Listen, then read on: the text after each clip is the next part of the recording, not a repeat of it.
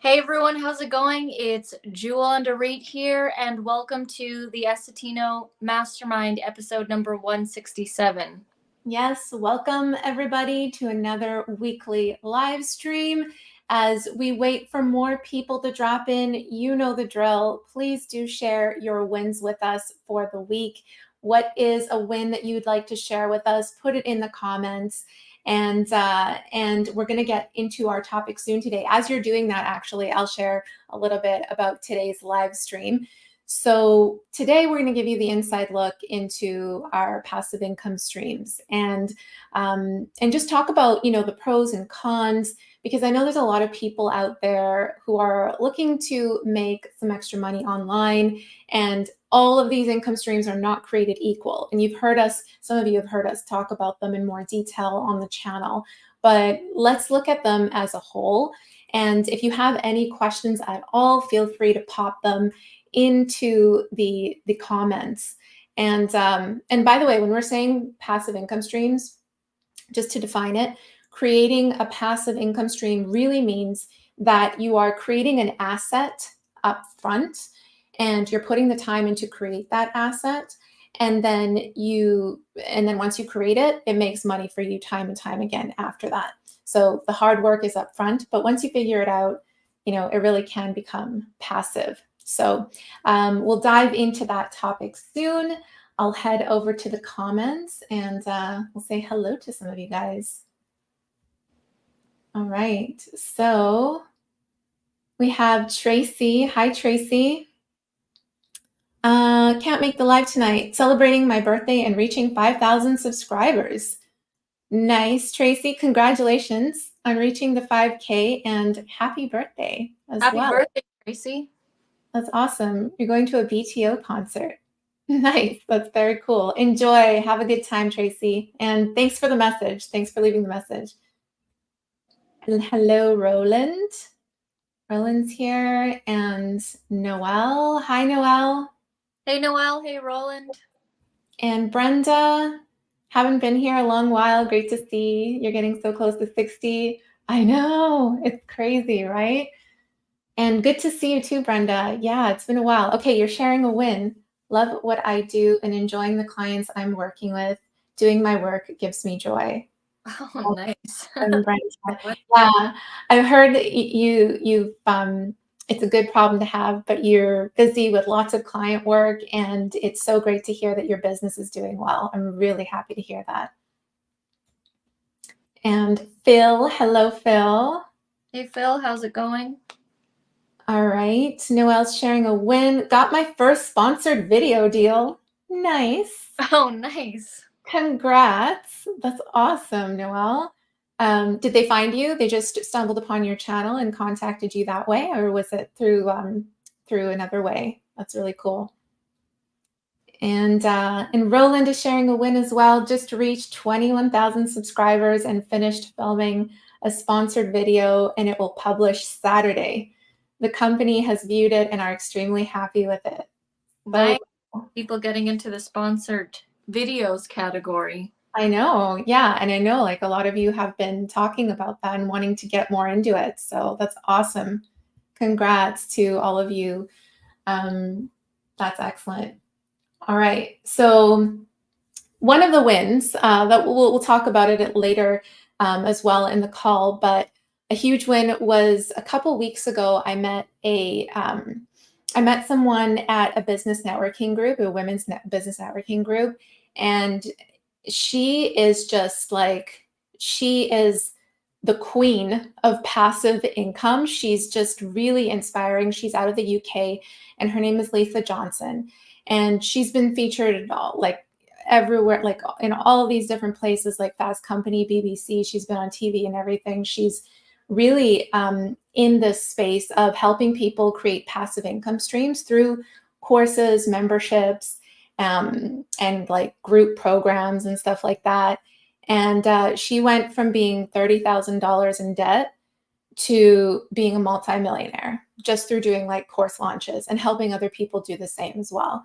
So the win is that she's actually going to be on our channel. I'm going to interview her live tomorrow, which is Friday, 11 a.m. PST. So I was just so excited to have her on the channel because we all have so many questions about, content creation, course creation rather, and launching courses, and just really getting good at that game. And what she does really well are launches, like they're almost like timed events. When she's launching a course, she makes it into this big event and has like a challenge going and all this kind of stuff. So really excited to have her on the channel tomorrow. And if some of you can make it, again, I'll mention it later as well in this live stream. But that was a huge win to actually have her come speak to us in our audience. All right, so let's get into our topic and dive in. Let me just pull up, I have like a little graph for you guys. Okay, so tell me if you can see this. Present slides. Actually, it's not working. I'll just read it out to you guys. I forgot to load it up into StreamYard beforehand, but I wanted to show you something that basically shows our active and our passive income streams. And we have built multiple passive income streams in our business that it actually makes up just over 30% of the revenue in our business, I would say. So, and each one requires a certain level of effort, right? So those passive income streams are online course sales, digital download sales, and that used to be bigger in the past, but we've kind of pared it down. YouTube videos, of course, earning ad revenue and affiliate commissions from our YouTube videos. And most recently, Amazon commissions. So these are our passive income streams. And the active stuff is really like the service-based YouTube consultations, design services, course implementation, all this kind of stuff. And we know people who have achieved more than half of their business revenue is more than 50% passive. And actually, that lady that I was telling you about, Lisa, like over 90% of the business revenue is passive for her, which is amazing. And we're working to bring that up as well, because when you do, you really do free up your time. You just have more freedom to create that lifestyle business that we all love, right? So excited to pick her brain on that topic. But there's literally so many different ways to create passive income streams. And, although they all work, they worked for other people, but it doesn't necessarily mean that they'll work for you. So we wanted to, go into each one of these passive income streams and just give you like a pros and cons of them, to see, just so you guys can get a better understanding of whether it's right for you. And yeah, as I mentioned, if you have any questions, feel free to pop it into the chat. So let's start with digital downloads.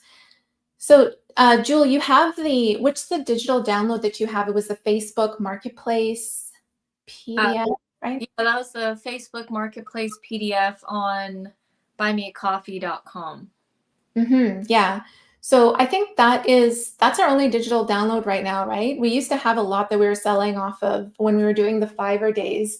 But that's the only one we have right now, right? That you can think of. Yeah, for a PDF digital download. Yeah, but I want to create more. Yeah, so this is really like the easiest way to get, in my opinion, that we've tried. That doesn't involve Amazon, of course. It's also an easy way, but an easy way to use what you have, which is your knowledge, and create a PDF, a very simple asset that you can sell over and over again. And we did this. We first did this when we were on Fiverr, and I created a template that was like, it was actually a media kit template, and it was mainly for bloggers though. So it was like this 2-page media kit template, and people could order it, and then I had a video go along with it for how they could customize the colors and edit the text and stuff in the document. And that sold just over and over again. And if people wanted to do something more custom or have a different design, of course, that would go into like a service, an active income stream. But, if you are in the education space, and you teach a certain topic, then that's really, something that you could think about doing is, what is like a guide or a template or a checklist of some sort that would be really helpful for your audience members. The one that Jewel mentioned, which is the Facebook Marketplace, because we've been helping a lot of people with the videos on our YouTube channel just get quick income from selling stuff from their home. That we always had a lot of questions around Facebook Marketplace deals, like how do you what was it, Jewel? It was like, how do you actually find the right deal, or how do you get it listed up online on Facebook? Can you go into a bit of detail?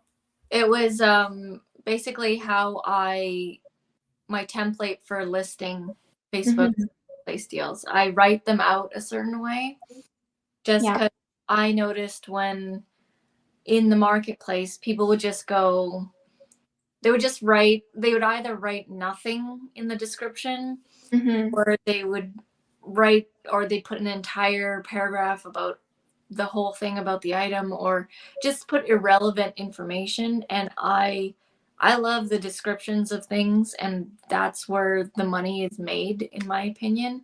And so I would get really specific and only put certain things, like if it was brand new, or the item, or this makes a great gift, or a couple of bullet points, exact meetup locations. Because one of the problems in the beginning when I was first doing like a Craigslist was deciding where to meet. One person has to take lead on that. So I decided I'm going to take the lead on that. And, it's negotiable if you want to meet somewhere else. But I have like 2 to 3 locations in different cities that I appear at. Again, I'm batching processes. So I'm, traveling around. So I'm like, okay, well, I can meet here on Mondays because I'm going to be over there or over there. And it's my whole template process on how to make the deal as smooth as possible and get it sold. Because when you structure your description like that,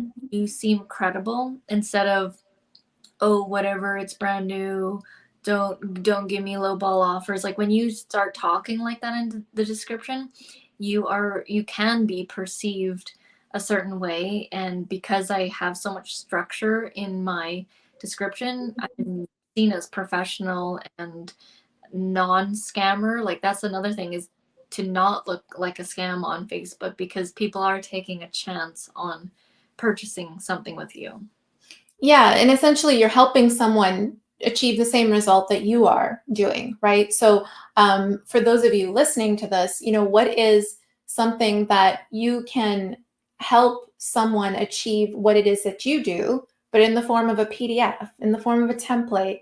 I saw Phil say, I like the idea of PDF downloads. I keep meaning to make some project plans when I get spare time. Yeah, exactly. Doing like project plans, or step-by-step, guides, or you know, sometimes graphs, illustrations, those kinds of things, they add more meaning to what it is that you're doing, and help people see or understand how to do something differently than a video will, like than doing like a video tutorial. So really try to think of those different types of PDFs that you could create, and people love them. Like people love interactive PDFs as well. Like if you are doing a checklist, or if you're doing like maybe like an assessment form or something, or a quiz that helps people get a result. I mean, the possibilities are endless. But yeah, that is something that you can then take and put on a simple site like Buy Me a Coffee, right? It doesn't have to be like this crazy complicated web page and landing page. If you aren't there yet, you can just put it up on a link, Buy Me a Coffee, have people go there and purchase it, and see what happens. And of course, you need to send traffic to it with any of these. You know, it does involve traffic. Unless you go the route of putting it up on a site that already has existing traffic, which is also something you try out. Like you could also go to Fiverr and put it on there and see if there's demand for it. Yeah, so Roland says PDF downloads would likely do well for you, Phil, for the projects that you build. I agree as well. Hey, Cheeks from Product Patrol, how's it going? Noelle was saying that the sponsorship deal was from providing quotes for this payroll company's blog. They wanted to do more videos, so I made them a proposal and they liked it. Yeah, very cool. If you don't ask, you don't get, right? So, you know, good on you for just putting yourself out there and making that request. All right, so yeah, that's digital downloads. The next thing that I know a lot of you are already familiar with, so maybe we won't dive into too much detail on that, but of course, YouTube ad revenue and affiliate income is one of our biggest passive income streams. So, you know, some people might argue that, you know, it's not necessarily passive because you need to keep feeding the algorithm, right? You need to keep releasing videos on YouTube. But I guess I would call it a semi-passive income stream just because it's that it goes back to the definition, right? You're creating a one-time asset, releasing it, and then it makes money for you over and over again. And we have videos like that on the channel that we filmed from so long ago, years ago, and they're still earning ad revenue. They're still earning affiliate income. So, you know, even though you are still putting out new content in the hopes of adding to that passive income stream, that revenue, it's still like doing the work once, releasing it, and then keep continuing on. I think Amazon is similar too, wouldn't you say, Jewel? Like Amazon affiliate commissions? Are they, sorry, they're similar? Like similar in a sense that, you know, you're creating a video, you're releasing it, and it's earning you commissions over and over again, like from past videos without necessarily, do you need to continue feeding the Amazon algorithm with new videos in order for those older videos to make money? I would say the Amazon influencer program is more on the passive because I was interviewed by someone named Bank, and he hasn't uploaded in a while and he's still making affiliate sales. Now I want to keep the momentum and the fire going. Yeah. So I'm adding videos because I want the biggest catalog to grow the affiliate income. But the videos that I'm like, the commissions I'm making are from past videos. I don't need to create that video for that product again. So in a sense it is passive, but nothing's really passive. You always have to put something into it. Yeah. And yeah, eventually you can't just rely on that bank of videos, because eventually other videos will come in and, you know, take your spot, and your affiliate income will go down. But if I stopped right now, it'll still generate 1,500 to 2,000 a month for a bit until you know, more people. Well, it doesn't. Yeah. Yeah. So, I mean, with that, what would you say I mean, we've talked a lot about the pros of Amazon affiliate commissions. What would you say are some of the cons for choosing that as a passive income stream? Well, I don't know if it's a con because, yeah, I mean, you have to create videos for it, Mm-hmm. but I like creating videos, so it's not a con for me, I guess. I mean, pros and cons can be seen differently by each person. Mm-hmm. Yeah. I mean, cons is it's getting like people like making money on Amazon, so it's very appealing. It's like gold to people. So it's like the gold rush right now where everybody's rushing in. So there's competition, there's saturation because a lower barrier to entry. So most people will get in, whereas course creation, a higher barrier to entry and you need more skills. That's why less people sell courses. Mm-hmm. Yeah, I think with, Amazon affiliate commissions, if you're someone who's not really like you don't necessarily like creating educational content, you don't want to get into the course game, you don't want to put how-to videos on YouTube or create a digital download that's also a form of like an educational, asset, then Amazon affiliate, commissions might just be that like a different path for you because it's e-commerce based. Like you're not necessarily teaching people how to do something. You're just literally giving your thoughts on different products. Talking, filming it over with your phone and then uploading it. Um, and even so, for video, that is the simplest type of passive income stream that you could do with video because you don't need to be on camera. You don't need to do much, I mean, or any editing, depending on how you film it. But if you're just like free floating talking, uploading the video, the cons, I would say, for Amazon, I mean, it's really just you got to get approved. Like you got to get approved into the program. Whereas these other methods aren't necessarily, there's no one approving you. It's just something you can create and upload. Whereas with Amazon, of course, you do need to be approved to earn commissions. I don't for .com, yeah, but I don't actually think you need to be approved right now for on-site for .ca. That's awesome. It looks different. I mean, you need to apply, but if you have the the whole thing with on-site for Amazon.com was the 3 videos and Yeah.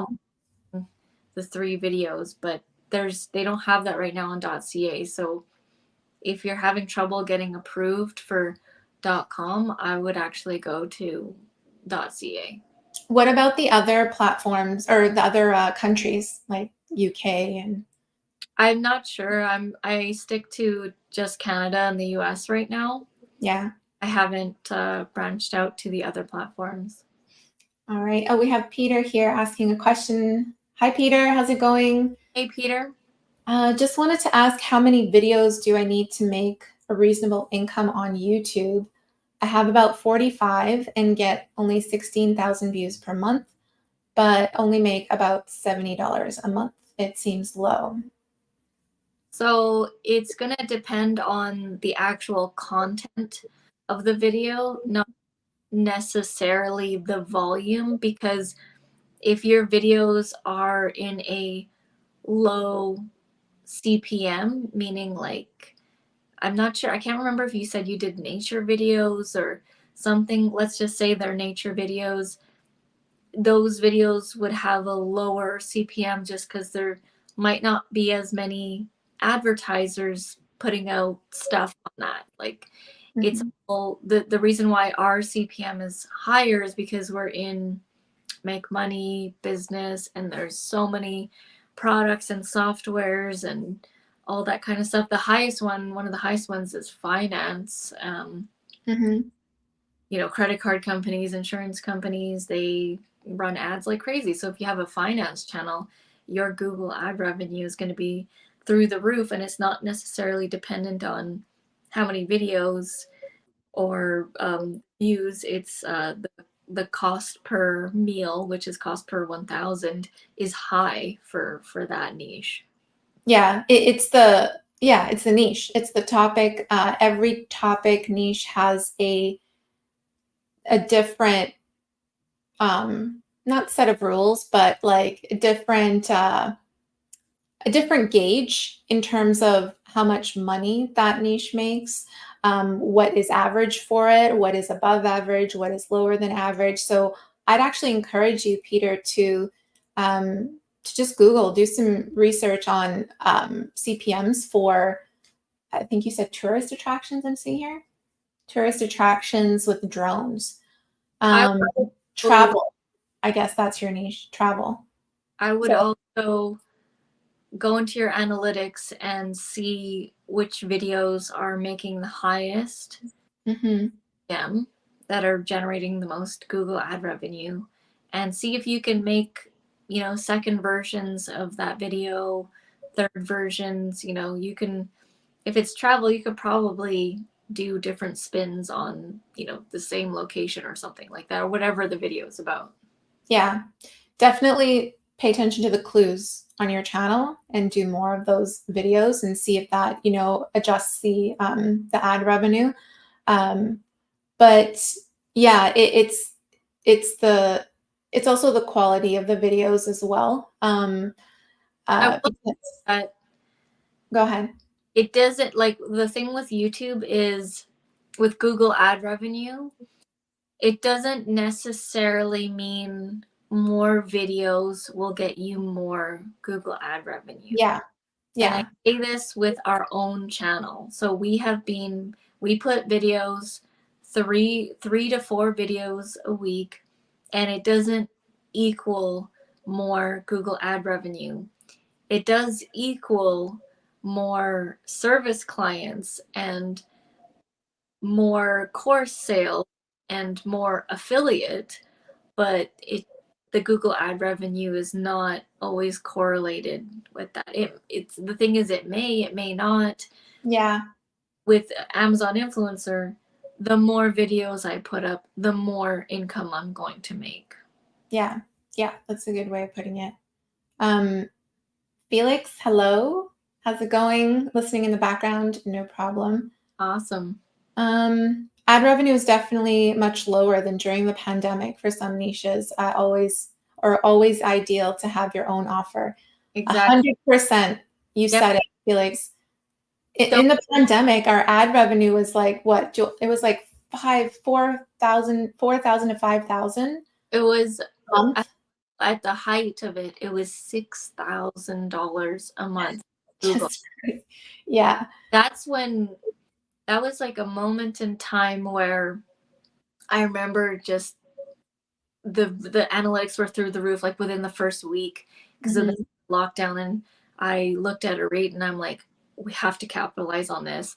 So we were literally releasing like 3 to 5 videos a day yeah, about Zoom, Skype, just like whatever people were searching from on our channel, which was like Zoom, Skype, making money online, YouTube, just because people were freaking out, and they wanted answers and they were looking for how to. And I remember I created every single kind of tutorial I could, and at its height, it was like 6,000, because all of our service based, everyone was scared, right? So all of our service clients, website designs, all that kind of stuff, that all went down. So this went up, and we were fortunate to be one of the ones that was still able to earn income during that time, because I know a lot of people yeah. could, if you were a personal trainer, if you were a hairdresser, where you rely on the in person, it was rough for people.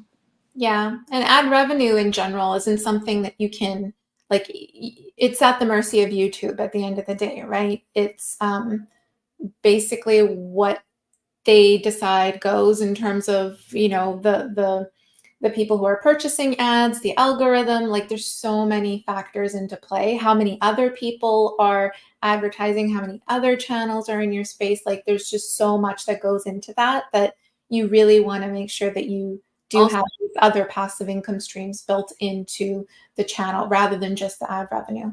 Also, another thing that plays into it is the country that you live in. That also plays in that. Like if you're in the US and you cater to the US market, yeah, you're a little bit more, but it might be less over in Australia with, advertisers. Yeah. I'm assuming you're doing tourist attractions in Australia, so it might be less. When we were learning about YouTube, all the gurus would say Google ad revenue is icing on the cake. It's just icing, not the cake. It's not the inside. It's just that part at the end that you may or may not eat, right? The icing. And I remember hearing that and I'm like, that's weird. I don't want it to be the icing. I want it to be the cake. I want it to be the main thing. Yeah. It was like we did at one point make Google ad revenue the main thing. And I, highly optimized for it back when you can choose, back when ads, you were able to choose a specific video to advertise on. We can't do that anymore. But back when there was a little bit more control on the ads, I, heavily optimized for it. But over time, you do realize that creating your own product and service is where the money's at. It is where you can really make more than the Google ad revenue. So now Google ad revenue is the icing on the cake now. Right now it ranges between $1,500 to $2,000 a month, which is it's a nice, it's a nice chunk of change for sure. But it's not the main thing anymore. The main thing is getting course sales, service clients, coaching clients, people that are going to be paying high end stuff. And we tell you real life examples where somebody watches our YouTube video and then we got them in a contract for, $5,000. That happened last week. It's not uncommon for our channel to do that. And, it's a lower number of higher paid clients, but it's so worth it when you can get, couple people paying you $5,000 to $10,000 per product or service. You don't need to get to focus on, trying to make a huge volume. So that's our strategy. But there's so many different ways to do it online. Yeah. And I mean, you can do, if you don't offer a service, do that in conjunction with selling a digital product like a digital download or like, a really simple course. If you're just starting out, you're using your YouTube channel as a traffic generator for other income sources, but it is still generating income on its own as well through the ad revenue and affiliate commissions. I would say if you don't have anything, start off with a $7 PDF or a $10 PDF or something, because that is literally create once and then it can sell over and over again. Yeah. Such an easy purchase for people. Nobody needs to think about, oh, should I spend $7? It's when it starts getting into closer to the $100, then people have to contemplate whether this is a good purchase for them. Yeah. Peter has another question. If I was to change the video location to say USA, will my revenue be better? I don't think so, because your places that you're touring, I'm assuming, is in Australia. Yeah, I don't think it'll affect. I know for sure, like the changing the location, it doesn't change like your rankings in the search engines or anything like that. It just allows viewers in that country to find your videos by that location. So yeah, but I mean, like for your content, like Jewel was saying, if it's tourist, it's travel videos in Australia or about Australia, then I would leave it as Australia. I would actually, because it's I'm assuming, yeah, people are watching your videos because they want to. I don't know what your videos are about, but let's say it's touring a certain part in Australia and all this kind of stuff. What I would do is somehow get an affiliate or something let's say it's like you're showing a video of where people scuba dive or something, and then you make a deal with one of the scuba diving companies there. Mhm. I'm gonna do this nature video, and it's gonna have you in the description. I'm gonna feature you guys. Like you can even get sponsored that way, to showcase all the touristy stuff that's in your area. Well, I mean, and that's another form of passive income as well, because you're not necessarily doing the work to fulfill that product or service. It's just you're referring to someone. You're that's why having something like a YouTube channel or a place where you're building your brand and that's generating traffic, that like everyone wants traffic. You're building an asset that everyone wants essentially. So if you can pair that together with like Joel was saying, a product or a service that someone else offers, and you really believe in what it is that they do, you've tried it yourself, you trust them to take care of whoever you're sending that way, then it's just filter the traffic in that direction, create videos on that product or service or around topics that relate to that, and make sure you always get an affiliate link to put in your video description so that it's all automated. Side note, speaking of travel and touristy stuff, do you guys remember when we did the Northern Lights? We went to Yellowknife, Northwest Territories. Yeah, good example. And we had this really awesome tour guide. His name was Julian. And the thing with YouTube is, and being a YouTuber, it's so fascinating for people. So I don't really, promote myself out when I'm in the real world. If people ask me what I do, then I respond and I tell them, but I'm not always like blasting it out. We were doing the Northern Lights 3 nights in a row, actually 4 nights. And on the third or fourth night, I was just like asking the tour guide so many questions about the Northern Lights. Like I was really like, how do you know if you can see them? And because I couldn't see what he was seeing, and just being like nerding out on the Northern Lights. And then in conversation, what happens was when one person's asking so many, the other person will reciprocate, right? And so after a while of me asking questions, he goes, what is it that you do? And then I'm like, oh, I'm a YouTuber and I make money online and this and that. And then it was just like nothing promoting or anything. And then a couple days ago, I get an Instagram DM asking me how to do affiliate, and because he recommends winter gear. Like when you go to Yellowknife, you need the proper jacket. Like your winter jacket likely will not work unless you already live in a winter type place. I needed to rent out all the gear. I needed even my mittens, my regular mittens weren't gonna, I had to have like some sheepskin thing because it was just so cold there. And he recommends all clothing pieces, winter clothing pieces, and he's constantly having to repeat himself in the emails that he sends. Is this is the jacket that you want? This is the, because some people want to buy it instead of renting it, right? For whatever reason. And so from watching my stuff or my videos or whatever, he got the idea to do Amazon affiliate marketing and have it displayed on his website so he can just refer people to that site. Not only is it going to make it easier for him, but two, he's going to earn affiliate commissions because people will purchase the stuff. Like people will buy the jacket, will buy the mitts, they will buy the snow pants, the boots, the hand warmers, the foot warmers, whatever it is, all that you need. So that's another way that he's trying to still do the same service, but create a passive income stream for himself. And he literally just messaged me like 2 days ago.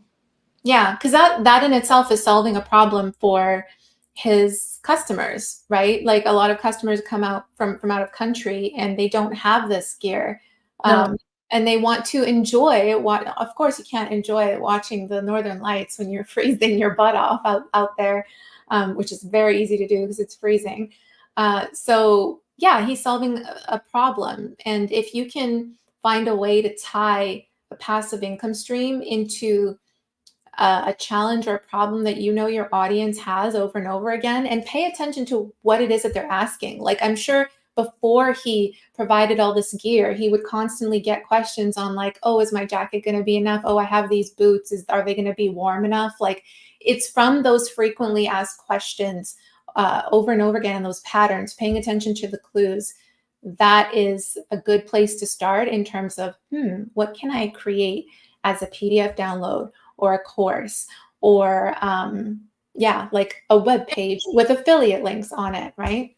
Even when we were chatting, waiting for the Northern Lights to show up, I was like, because he was filming a video, there was a crazy one that was going on the screen. I posted it on my social media, and I was like, you can take that video and put it on these copyright-free videos websites, and you'll get paid every time someone downloads that. Like, you probably have cool pictures and cool videos, because every night he's going hunting for the Aurora Borealis Northern Lights, and they're different every single time.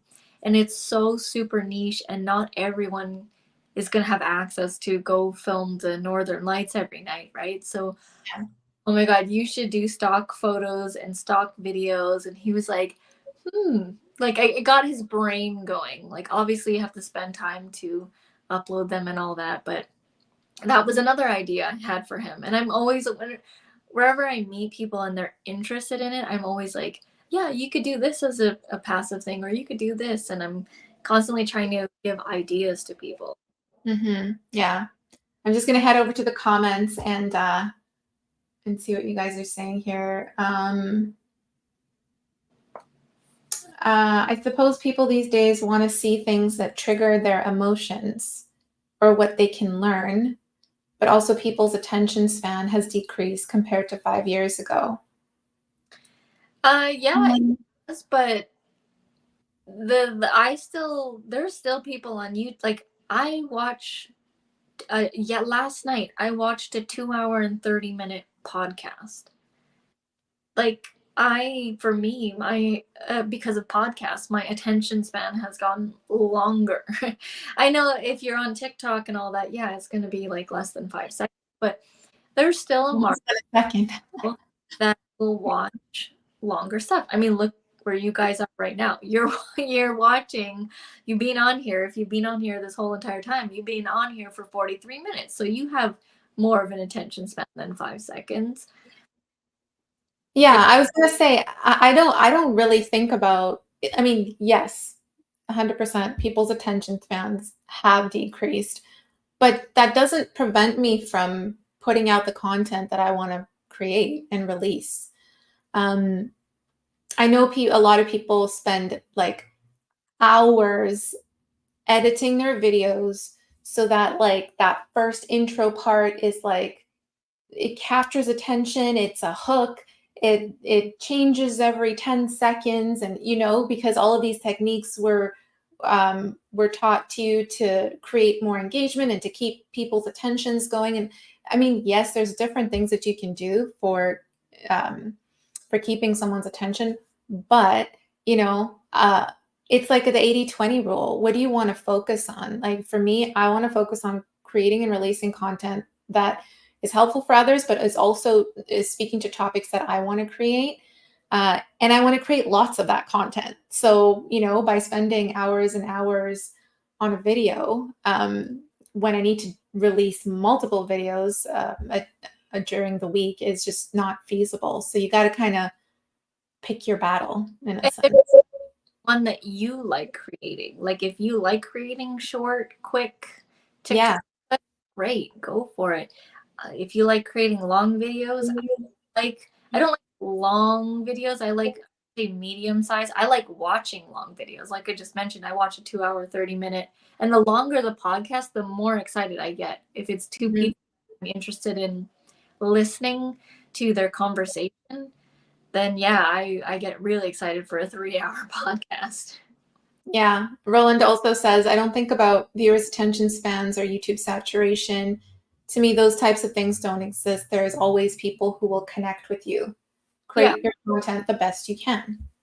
Exactly. We're more, even though, you know, our YouTube channel, we have lots of videos, we get lots of views per month, but it's the, you know, the ones we'll get, I mentioned, we'll get a couple of high-end clients that are willing to pay 4 and 5 figures out of the, you know, 100,000 views that we get. But to us, those two are quality. Like, if I'm so grateful that, you know, we get emails on the daily for people that want design work, or they want course creation, or they want to be coached by us. I'm more focused on attracting those kinds of people. Yeah. And again, if you're not someone who does provide services or you have products and services, that's totally fine too. Just pay attention to the videos that do send traffic to an affiliate link, or they do send traffic to, you know, your digital download that you're going to create, or a sponsor's website, or, you know, all of these things, they basically add credibility and authority to the fact that you have quality traffic that is ready to buy, if they're ready to click, you know, which is something that everyone wants, and that can really help you down the road as well with getting more sponsorship deals like some of you are getting. If you can actually track those numbers and show that, like on your media kit, that's gold. Yeah, so we're encouraging you guys to, again, think about creating your own product. In the beginning there, Brenda, I remember when she first started watching us, she didn't even have a solidified YouTube channel.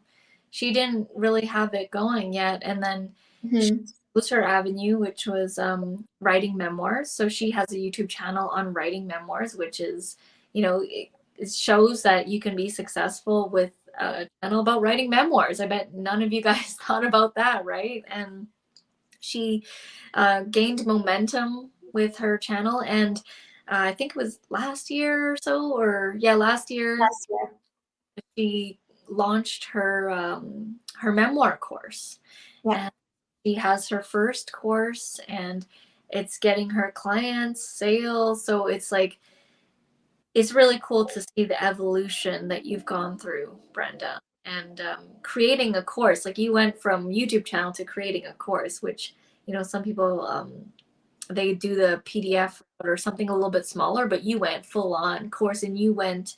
Was it on Teachable, or was it on Kajabi? I think it was actually Thinkific. Okay, yeah. So you went to Thinkific, which was already like a step up from there. But yeah, I mean, congratulations on doing that for yourself, and that's a passive. You've already created that, so it's the cool thing is your topic is memoirs, which doesn't like it, the knowledge is going to stay the same for the most part. It's not something that it's evergreen, so it's not going to die out. So you can create another course or put it on a different platform. I would actually encourage you to try out platforms like Skillshare or Udemy that have traffic, and put a version of that course on there, because I feel like you'd also get success there. Okay, we'll address one more question here from Peter, and then we have a Facebook user too, so we'll answer that question too.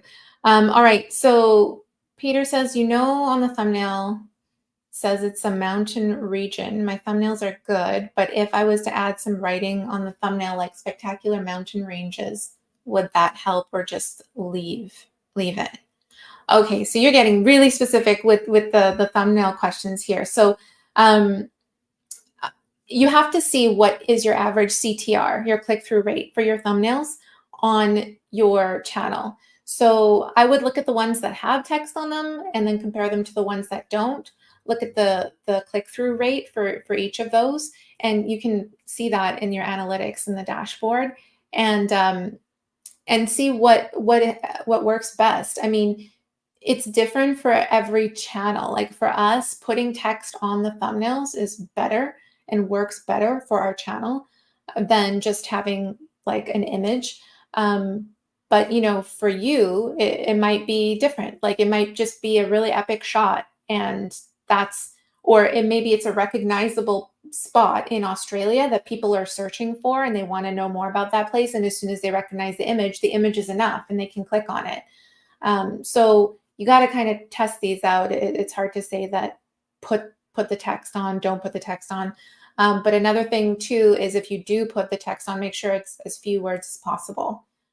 So like the example that you gave was like 3 words or something, that would be fine. But what I usually like to do is I'll type into the YouTube search and see what the top videos that come up, what their thumbnails look like for that particular keyword that I'm trying to rank for. And I will do something different. If everyone has like spectacular mountain ranges on their thumbnails or something to that effect, something similar, I'm going to say something completely different. If all of them have text, maybe you want to do one without text and see how that helps. The thing is, be different from what comes up there and see how that affects your CTR. I want to know who this is. Just tuning in. What's the first step in joining this passive income training? Is there a link, Reed? Or if you want to know more about it, we're doing a live stream on it tomorrow morning. Yeah, so it just says Facebook user. So comment with who's watching here. But so yeah, in this discussion, what we were talking about is just our particular different passive income streams and giving you an inside look into what's been working for us, pros, cons of each, talking about them as a whole as well and answering your questions.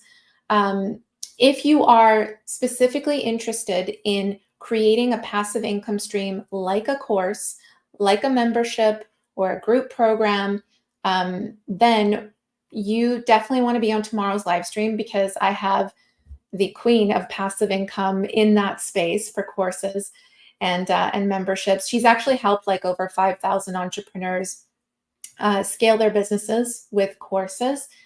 Some who have gone on to do multi-million-dollar launches. And there's just so much we can learn from her.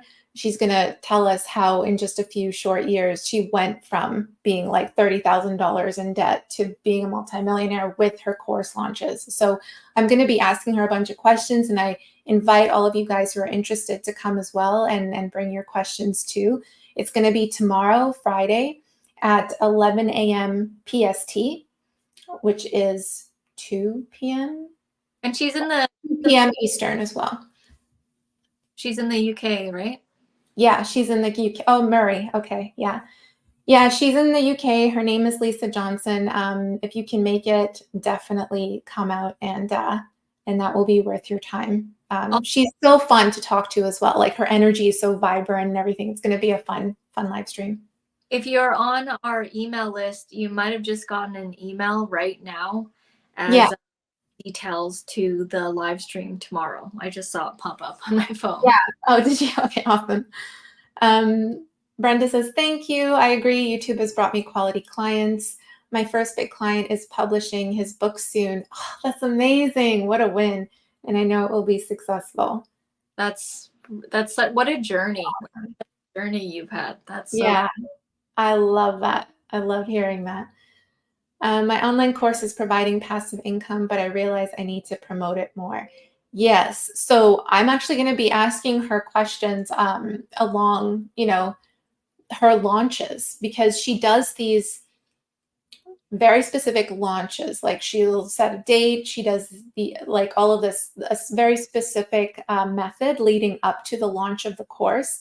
And if your course is already launched, that's totally fine as well. But at least, you can come and learn a lot about how launching a course works, as well as what happens with the marketing after. So yeah, I'm really excited for that. I'm excited to learn from her. Like, you guys, like, we are always learning. Me and Auret, like, we are still buying people's courses.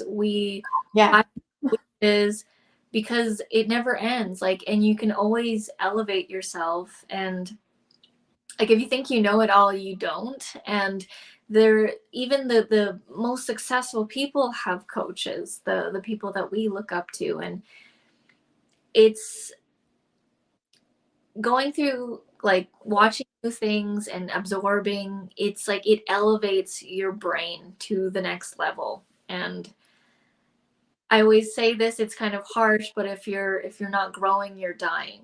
I've said that before because it was said to me, and it was, it's kind of jarring, and you're like, whoa. Oh, we lost you. Sorry, Oh, I was getting a video call. It just came in, and then somehow it zoomed in now. Okay. you're So back. yeah, if you're not growing, you're dying, and meaning like challenging yourself, learning a new skill. Don't just let yourself get stale. What happens to a plant, right? When it gets to a certain like roots in the soil, it just starts dying because it can't outgrow the pot, and it just starts wilting and stuff. And I feel like that happens to us as humans as well. Yeah. I mean, it's all an evolution, right? And we're just we're learning together on this journey. So anytime we meet someone who we know can provide a ton of value to you guys, I mean, our audience is mainly, people who are interested in creating passive income streams. And I'm like, Lisa, you have to come talk to my audience. It would be a perfect fit. And she's like, I'll be there. So yeah, really excited to have her tomorrow. Again, Friday, 11 a.m. PST. An email went out if you're on our list. And you can go to the live tab on our YouTube channel. You'll see it actually already scheduled. So you can hit the bell if you want to receive the notification as a reminder tomorrow. All right, guys. So I think we'll wrap it up here. Thank you so much to all of you who tuned in. It was really good to see some of you who we haven't seen in a while. And thank you for participating as well. Hope you all have a great rest of the evening, and hope to see you tomorrow. Bye, everybody. Bye for now.